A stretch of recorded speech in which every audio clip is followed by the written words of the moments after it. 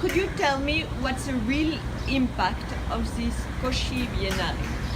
I think it's led to a complete rejuvenation of the area in the sense that it has given the local community a great sense of pride that something as grand as this and as international as this, something that's kind of created national pride, is happening on their doorstep.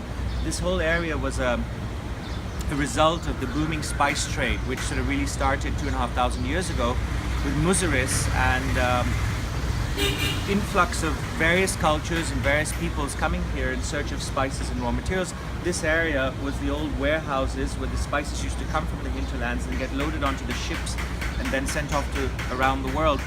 After the 80s, this area declined in a sense because the port moved.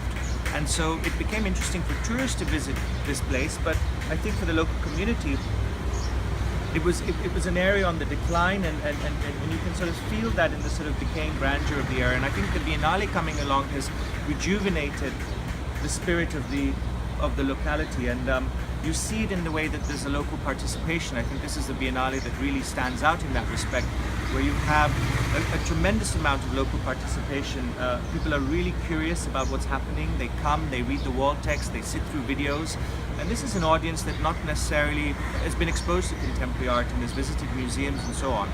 So it's a really fascinating thing. Of course, there's an economic impact, but I think the social impact and the educational impact and a sense of pride that is instilled, I think that's what's really interesting.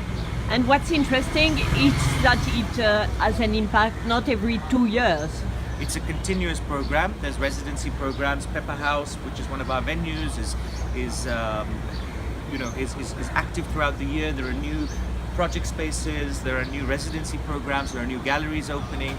So there is really a hive of activity, and before there used to be a situation where artists were leaving, not just Cochin but Kerala, to the large metropolitan cities in India or even abroad. And now we're seeing that artists are actually deciding to have their studios here, to make work here. Wow. And this is really interesting. Merci.